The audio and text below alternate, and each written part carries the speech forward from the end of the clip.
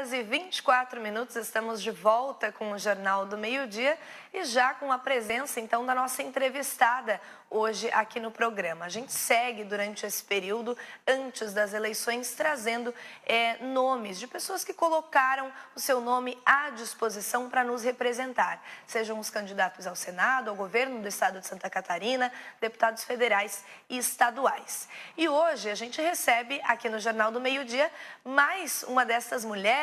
Hoje a gente recebe a Cíntia Etchande, doutora, médica, jovem mulher do Republicanos, que está hoje aqui com o seu nome à disposição, com a sua candidatura para deputada federal. Muito boa tarde, Cíntia. Boa tarde, obrigada pelo convite. Prazer estar aqui. Cíntia, a gente começa, é claro, a entrevista trazendo o porquê da sua candidatura. A gente vê no meio político tantos nomes já conhecidos, tantas pessoas que estão nos representando há algum tempo, mas cada vez mais a gente acompanha jovens entrando na política e pessoas que estão entrando pela primeira vez. Então, colocar o seu nome à disposição é, de certa forma, um ato de coragem. O que te levou a isso? Então, eu nunca tive dificuldade de conversar com pessoas, né, de lidar com pessoas, tanto que eu trabalho em emergência, trabalho no SAMU, lido tanto com pessoas da classe mais humilde até quem tinha helicóptero em casa, então eu consigo lidar com qualquer pessoa. E eu percebo que a necessidade de saúde, a falta de estrutura em algumas coisas que a gente tem no Brasil, ela está tanto do rico ao pobre, é a mesma necessidade. E não só em Santa Catarina, no Brasil inteiro.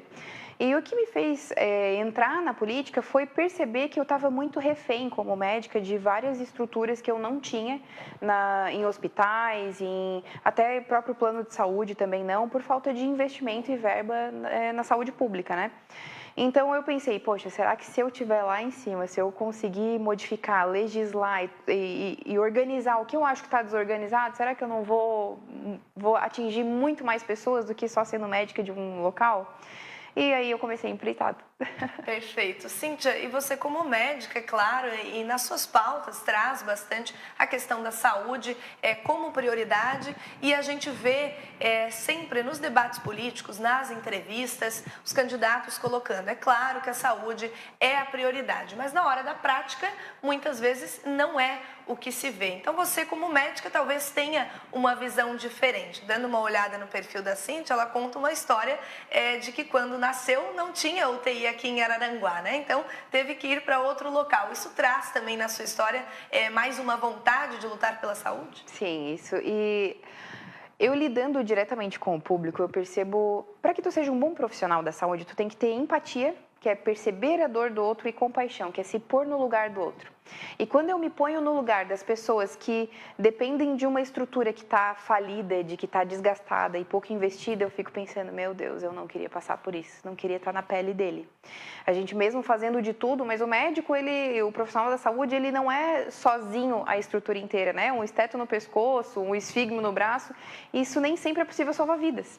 Então, a minha vontade de estar lá, de modificar isso tudo é exatamente por isso, e além, claro, né, de pensar na minha filha, né, que eu também tenho uma pequenininha, ela tem 4 anos, e se hoje ela precisar de um leito de emergência, né, não tem pediatra na emergência aqui no Hospital Regional, por exemplo, nenhum dos hospitais aqui da AMESC tem um pediatra, nenhum. Só na internação do regional. Então, eu fico pensando, por mais que ela tenha plano de saúde, mas emergência é sempre SUS. Liga para o SAMU referencia para o SUS. Eu fico com medo, Muito bem. E Cíntia, se tratando de AMESC, principalmente aqui dos nossos 15 municípios, a Cíntia é araranguaense também, viveu boa parte da sua vida aqui. Qual seria, no âmbito geral, não só se tratando deste fato que você citou agora, como é que você avaliaria a saúde aqui na AMESC? Nós estamos bem servidos? Não. Nossa, nunca. Já teve pior, mas ainda está muito longe do bom. Para ficar bom tem que melhorar muito. Isso porque todas as macro-regiões, tanto a MESC, a ANREC, a Murel, elas devem ter, por conta de uma lei do SUS, ela precisa ser centralizada num hospital que é referência, como, por exemplo, a MESC seria o regional, a ANREC, o Hospital São José, e a Murel, o Hospital Conceição de Tubarão. E todos esses hospitais que são referências de hospitais satélites de interior, eles devem ser resolutivos. Então, porque tempo é vida, tempo é músculo, tempo é coração, tempo é cérebro e na maioria das vezes o tratamento de algumas doenças precisam de pouco tempo para que tu tenha um bom prognóstico, para que tu consiga reverter e tirar as sequelas. Então, como que um paciente, por exemplo, em Paço de Torres, vai conseguir tratar uma coisa de emergência que a referência que é o regional não trata? Só que continua sendo a sua referência, tu entende? Os bombeiros de Paço de Torres, eles vão referenciar para o Hospital da Praia Grande, que é mais perto e conveniado, ou o Hospital do Sombrio. Só que infarto, AVC, uma trombose arterial ou venosa, uma fratura de pelve, coisas de alta complexidade, a referência vira regional. Só que o regional não resolve. O regional não tem estrutura para isso. Ele teria, né, deveria ter se tivesse um bom investimento, só que parece que não é a prioridade ou as pessoas não conhecem isso, né? Não conseguem perceber, só vai perceber quando alguém da família deles, né, que vai precisar. Então, eu já atendi pacientes que são amigos, né, e assim, doutora, chama o cardiologista. Peraí, não tem cardiologista. Chama o neuro, meu pai tá tendo um AVC. É AVC? É AVC, a tomografia mostrou AVC. E o neuro? Não tem. Aí tu entra numa regulação estadual que referencia para Criciúma, só que Criciúma não resolve tudo por conta dessa contratualização. Então, é referência de algumas coisas do hospital regional, só que outras coisas é o hospital em Florianópolis. Carmela Dutra em gestação de alto risco, tratamento de câncer é para Criciúma, às vezes Florianópolis. Então, deveria ser resolutivo e não é, são 200 mil habitantes à mercê de um hospital que deveria ser referência, que não é, mas que tem vários projetos para serem aprovados, está tudo projetado, só que não existe verba colocada, não existe nada investido. Perfeito.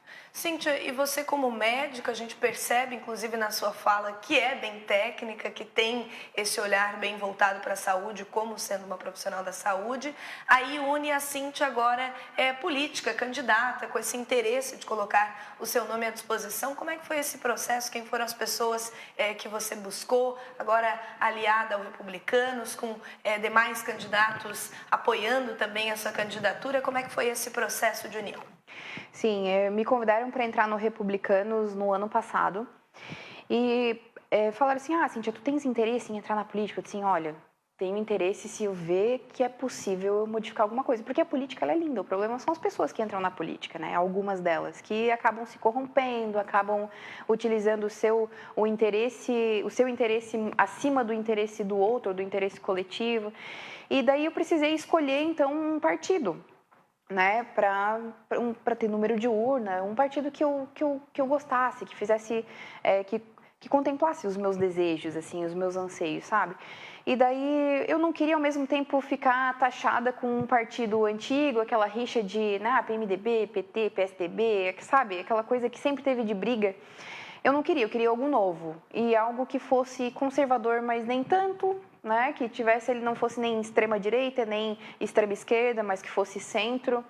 E daí me convidaram para entrar no Republicanos e eu li sobre o que é ser um republicano, quem era o partido, e eu vi que é o único partido do Brasil que tem uma faculdade republicana brasileira. Eu achei incrível, né? Já deu valor para o estudo. Acho que gente estudada vai longe. Perfeito. Cíntia, antes a gente vai ter um pequeno intervalo para abordar demais assuntos além da saúde na sua candidatura, é claro. Mas para finalizar, a gente falando então de Republicanos, do seu partido e também dessa questão voltada à saúde, a gente acompanhou hoje pela manhã o debate com os candidatos ao governo do estado. O seu candidato é o Carlos Moisés.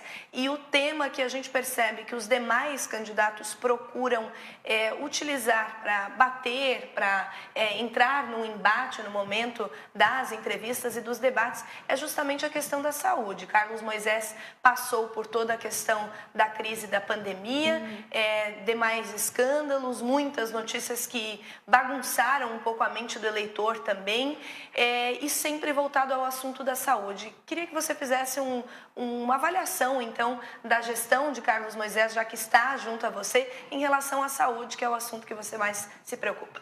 Mal sabem eles que, para mim, ele foi um governador excelente, porque ele investiu muito na saúde. Para tu ter uma ideia, a gente consegue sempre avaliar uma gestão por resultados, né?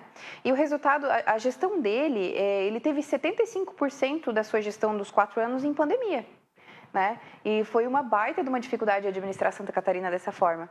E foi muito bem administrada, tanto que Santa Catarina teve menor taxa de letalidade do Brasil, foi 1,2%. Né? No Brasil, a taxa foi de 2,3%, então foi praticamente metade. Quer dizer que a cada 100 pessoas que morriam que tinham Covid no Brasil, 2,5, né? 2 pessoas morriam, em Santa Catarina, 1. Foi metade da taxa. Isso foi por investimento. Tanto que ele pegou uma saúde falida, uma saúde que não tinha condições, não tinha nome para comprar materiais, equipamentos. Eu lembro muito bem como era. Eu estou há 8 anos formada e eu sei como era antes. E como eu sempre trabalhei em gestão de hospital, a gente não tinha nome. Precisava comprar, eles queriam pagamento à vista. Não tinha como parcelar medicamento, não tinha como parcelar material. E o governo do Moisés pegou uma dívida bilionária, que todos falavam que era impagável. Ele pagou a dívida, estamos zerados, com nome no mercado, e agora podendo comprar o que for necessário para investir nos hospitais. E eu acho que ele investiu muito na saúde, tanto que, vou te falar de Criciúma, né? Que é o Hospital São José, que é a nossa referência. Como ele abraça toda essa demanda de outros municípios e de uma outra macro-região, porque ele absorve a AMESC também, não é só a ANREC. Ele estava com uma dívida, ele está com uma dívida, né, de 3 milhões por mês, né, pendendo a ter 40 milhões de dívida no final do ano. E isso até a irmã Terezinha deu uma nota, falou sobre isso.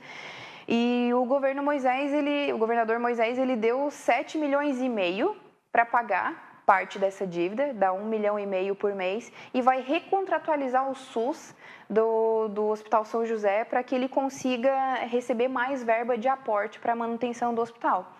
Quando que existiu algum governador que deu bilhões para a saúde, milhões? Eu lembro muito bem, quando eu era recém-formada, a gente trabalhava em hospitais que a gente recebia parcelado. Eu tenho hospitais que me devem até hoje, de 8 anos atrás, né, de uma má gestão, de não ter suporte, né, do próprio governo. E hoje ele permitiu com que abrisse novas UTIs, o Hospital de Laguna, que estava com aquela UTI fechada há anos, está aberta, funcionando, salvando um monte de vida, e a maioria dos hospitais sem dívidas. Estão conseguindo ser bem administrados, e o governo, sem dúvida, seria uma ingratidão dizer que ele foi ruim. Meu Deus, como é bom trabalhar com ele. Olha, é importante esclarecer o porquê que a gente traz esse tipo de debate, de pergunta, porque é inevitável que os candidatos tenham, então, uma união com demais candidatos, com tipos de governo. A gente teve, então, Carlos Moisés, que estava agora no governo, e na hora do eleitor ir para a urna, ele precisa pensar em pessoas que vão trabalhar juntas, né? Por isso é importante você, eleitor, sempre refletir sobre isso e fazer este jogo entre os candidatos, ver se tudo bate, né? Afinal de contas, todo mundo vai chegar a um bem comum. Dia ainda com a presença de doutora Cíntia, que é a candidata a deputada federal pelo Republicanos, que está hoje aqui no Jornal do Meio-Dia. A gente estava no bloco anterior, então, falando sobre a sua pauta principal, que é a saúde, mas inevitavelmente a gente precisa tratar de outras coisas, né, candidata? Então, queria que você falasse um pouco sobre a sua visão da saúde e o que tem de proposta em relação a isso. Bom, em relação à saúde, primeiro... A educação, A educação? A educação, a saúde a gente falou no último eu tenho bloco. lista. A gente ficou com a saúde, perdão, a educação. Educação, ótimo. Em relação à educação, primeiro, a gente precisa valorizar a educação do brasileiro, porque é a partir dali que a gente vai preparar a criança, né, e o adolescente para o mercado de trabalho.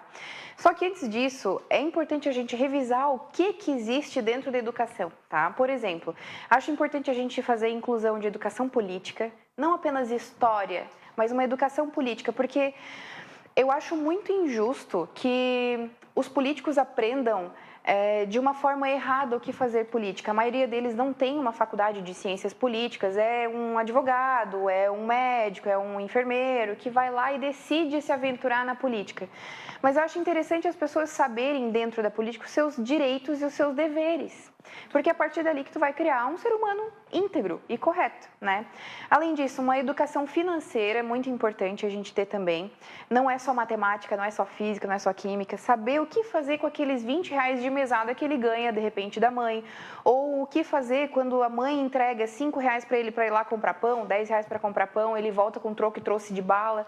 Então, fazer é investimento isso. Então, sabe que tem um exemplo bem forte que eu te digo, que a nossa educação, a educação das crianças é muito diferente de fora. O meu irmão morou na Holanda durante 4 anos, né? E ele teve uma construtora lá. Quando ele estava construindo uma casa, um dos pedreiros dele parou para fumar um cigarro. E daí o senhor lá que estava pagando a construção da casa trouxe o filhinho para ver como é que a casa estava ficando, né? Daí o filhinho dele olhou para o pedreiro e falou assim: "Você sabia que cigarro mata?" Aí ele: sim, você sabia que isso é errado? Sim, mas então, você sabia que se você deixar de comprar o seu cigarro, além de você viver mais, você vai economizar o dinheiro e vai conseguir investir na bolsa de valores? Aí o pedreiro assim, peraí, uma criança falando de bolsa de valores, a criança devia ter uns 12 anos. Então é outro tipo de educação, mas isso eu entendo que não vai ser de uma hora para outra, porque é cultura, é cultural. A gente não vai conseguir mudar a cultura de um país de uma hora para outra, mas talvez em 8 anos, que seria o período de escola que a gente tem até o 3º ano, a gente consiga modificar a forma dessa criança pensar e trazer também para casa, para o adulto para repensar, né? Porque a gente tem uma criação diferente das crianças que estão vindo agora. Então eu acho muito importante isso. Perfeito. Cíntia, o nosso tempo aqui no Jornal do Meio-Dia é curto, ainda mais agora a gente entra então com as propagandas eleitorais, depois do programa de esporte. Então vai chegando ao fim a nossa entrevista, mas queria fazer uma última observação que abre espaço também para, se quiseres fazer um rápido comentário antes da gente se despedir, de que Santa Catarina a gente tem 52% do eleitorado feminino e a gente traz aqui hoje no programa uma candidata feminina, independente de partido, se é candidata federal, estadual, enfim, a gente tem trazido diversos nomes aqui, mas eu, como mulher, inclusive legislando em causa própria, trago essa observação para as telespectadoras que estão nos assistindo também. Então, Cíntia, abrir um espaço para fazeres um rápido comentário sobre isso e te despedir dos telespectadores que estão nos acompanhando. Bom, realmente são entre 52% e 53%, né, da população do eleitorado brasileiro é feminino. E saiu uma pesquisa em junho dizendo que as mulheres poderiam definir as eleições esse ano. E, infelizmente, a gente tem apenas 15% dos parlamentares mulheres. Porém, já estamos percebendo uma diferença aí que 33% das mulheres já estão querendo entrar no plenário e estão tendo voz já nas eleições.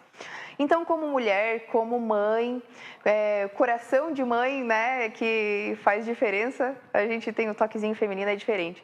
Eu espero estar representando não só as mulheres, mas todas as pessoas que precisam de saúde, que precisam de educação e que confiam na nova política. Ninguém nasceu gestor, ninguém nasceu político, eles se tornaram assim. E eu espero que as pessoas possam me dar uma boa chance, porque vontade eu tenho muita de trabalhar, mas uma chance de representar vocês e que vocês me contratem para representar durante 4 anos. Então, como deputada federal, eu peço o teu voto, Cíntia 1017. Muito bem, Cíntia, agradecer então a sua participação por aceitar o nosso convite aqui na TV Sul Catarinense. Obrigada.